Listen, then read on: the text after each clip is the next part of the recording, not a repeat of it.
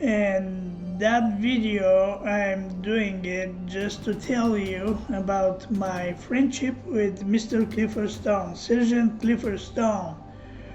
We met with him 9 years ago in Roswell, New Mexico. Well, what is my story about that? I was in Roswell, in the main street, and I went to the bookstore to see what they have. And then in this bookshelf, I saw the one of his book, and then I decided to buy it. And then I went to pay for this book. And the lady from the store, she said the author will be here tomorrow, and he's going to sign the books. And I said, I'm sorry, but I'm just passing Roswell. I came back after a few days. She says, okay, you can leave your name and he will give you a autograph. I said, okay. So when I back in Roswell, I went to back to take my book, and I saw in the book a note from Mr. Clifford Stone. And he said, hello, I'm Clifford Stone. I would like to meet you. And this is my phone number. Call me if you have time or something like this. And then I call him. He answered. And he said, do you have 20 minutes? I said, yeah, I have. So he came with his car. We met in the parking lot of UFO Museum in Roswell. And shaking hands. And then I asked him, are you really Clifford Stone, the same man who wrote this book about all these aliens? He said, yes, that's me. And he said, I have for you something else. And he gave me 5 CDs with files from about FBI and CIA research for this unknown aerial phenomena and reports, something like this, and for some military projects. And he gave me a book, and he said that book you cannot find anymore in the store.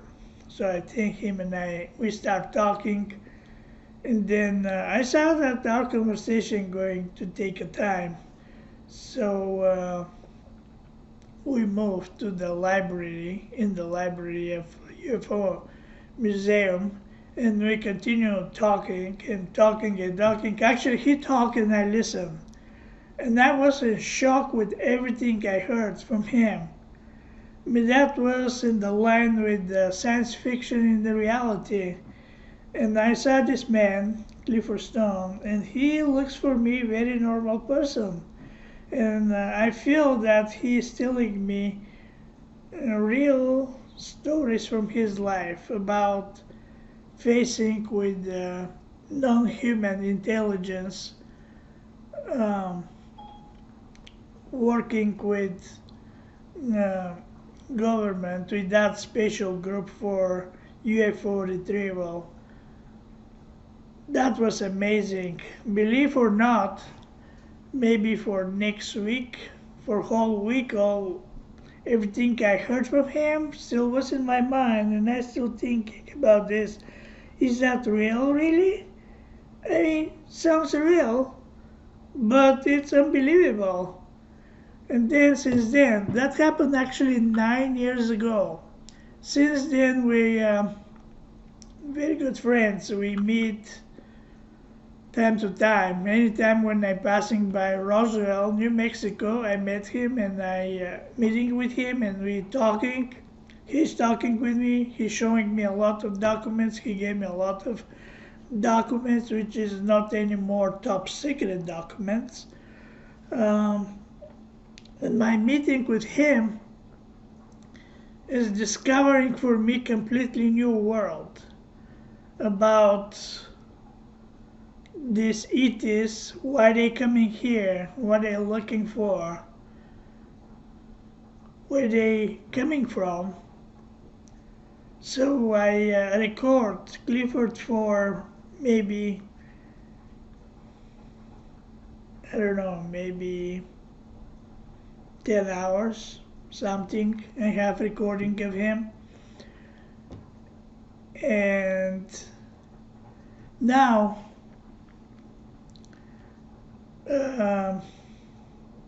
Clifford is not doing very well.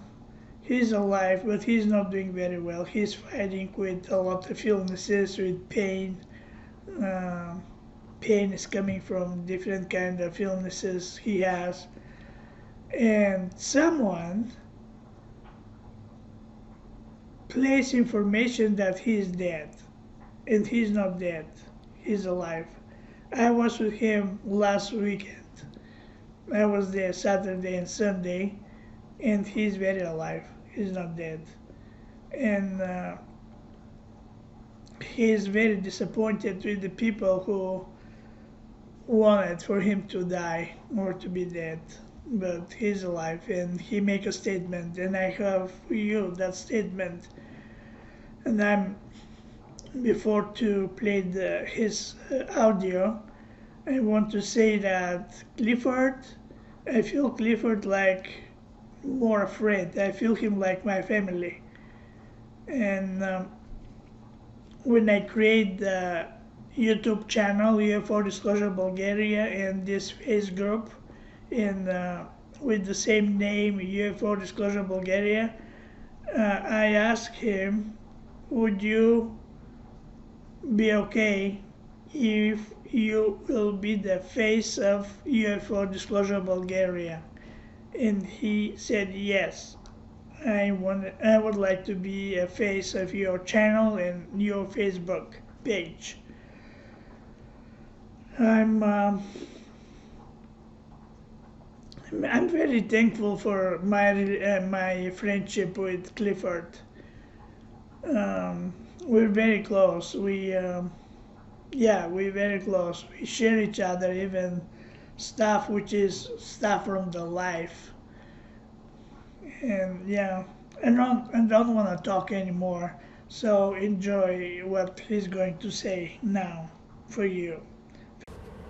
Okay, Dr. Running, you can start whatever you want. Okay, I just want people to know that I am alive. I'm not dead. A lot of people think I've passed on, but that hasn't happened. I'm Clifford E. Stone, U.S. Army retired, Sergeant First Class, and yes, I'm the one that works with UFOs. So I have people coming here saying Paula's sending them, wanting to get my records. Paula did not send them. I just want you to know clearly, without Paula making it clear and direct to me what she wants done, no one's getting the records. So they are left to her. I want everyone to know I'm still alive. I'm not dead. I appreciate all the concern people are showing for me, but I don't want people to go ahead and panic over them thinking that I'm dead. I'm not dead, okay? When I die, I'll come back and let everyone know, okay? God bless. Take care. You'll be back and you'll say, Absolutely. hey, I'm still here. I'm back. Hey, every morning I get up, I look in the mirror and see if I'm still alive. So as long as I see a reflection coming back at me, we're doing good. Do you have something you never say about your encounters with extraterrestrials? My what? Do you have something you never share publicly about your encounters with extraterrestrials or corona or... Yeah, but I mean, that's going to take a whole book to fill. The whole situation is what I want people to understand. When you start having contact with our extraterrestrials here, and they have chosen you to follow you to learn more about your species and life on this planet, it's not an accident. They went through a process choosing you. And I want people to understand that a little better, because they think it's just haphazard. I was out there picking dillies, and all of a sudden this little guy showed up, and we became the best of buds, and we lived out through there on in. It's not that way at all. They keep a record of what's going on with you. They'll come back. They'll ask you questions and explain this. Like when I killed that little bird when I was, 6, 7 years old, I'd already started having interaction with the young children other people couldn't see. I was well aware of, having imaginary friends, but these were not imaginary. They were real.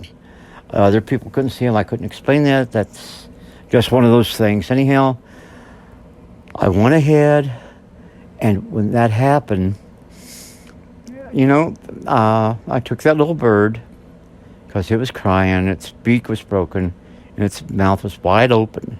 And it's going, wait, wait, wait, wait, wait, wait. So I went ahead, I took it, tried to stop the bleeding. I couldn't stop it, so I held it under the faucet. And of course, I drowned it. And I thought, oh, I killed this poor little bird. That was like taking a life to me. And it was. It may not have been a human life, but I took another species' life. So that broke my heart. And I started to cry. And Corona showed up. No longer like the little boy. He had his green skin and all. Says, explain please. Why do I have this water in my eye? What are those? And why do I feel so bad, sad, the way I feel? Was that not a lower species of your life form on this planet? And I'm looking, I freak out. I mean, okay, I killed the bird. I was scared, but this was freaking me. Something's going on. I shouldn't be seeing this. This is not the way it should be. So I ran, tried to hide. The first place I ran, we had a couch that set category like that. There was a space in the back. I hid behind there. Then he came, you can't hide from me. I want answers. And I looked and I screamed and I got out from under there. And I ran back into the kitchen. He's there. So I'm looking, where do I go? The only place I could go was, here's kitchen sink, here's the refrigerator, there's a space there. I back and get down as slow as I can get. And I wait. And I want to see someone going to try, because I was going to punch them out if they tried to come through that little opening there. No one did. I was there for about 5-10 minutes, scared to death. Then all of a sudden, like little bony fingers, like 3 fingers and an opposing thumb, started to scratch the top of my head like this. And I knew that was him. You freak out? Huh? You was freak out of this? Oh, yeah. I mean, I was frozen there. I bet if somebody took a picture of me, I'd be totally white. But then later on, he came back, okay, now you know what I really look like. And I said, yeah. And I said, I don't know what's going on here. And this isn't making any sense. Well, we'll work it out. I said, but, I'm going to try to stay looking like the little boy, the child that you know. And I says, well, that's good, but I said, I'll still not, be aware that I will always be aware that that's not really you. That's like a costume you have on. And he says, just remember, thy personality is me. And that's what we're going to be dealing with. I'll be dealing with your personality, you'll be dealing with mine. And it took us several weeks to get back where we could go ahead and start communicating without having that little anxiety on both our sides. But that's the beginning. It's not the middle, it's not the end. There's much more to it. Do you know what is the mission of Corona? Yeah. He's my guide on this planet, and he's also, I'm his teacher. He takes what I teach him so he can teach the other people on his planet and other solar systems.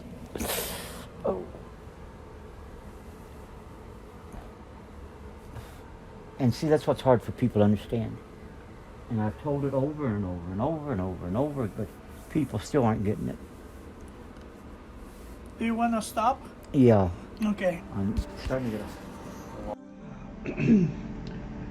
We live in the world when everything is changed very quickly. We live a new paradigm. We're not alone. We never been alone. We have star friends who been visiting this planet for many, many, many thousand and thousand years. Some of them, they live here. They choose our planet also to be them home. Also, we've been visited from different kinds, intelligent beings from different worlds, from different dimensions. Many people in this planet, they already have a contact with the visitors. And we share information. We knew more each other about our culture, about they learn, they're very curious for us.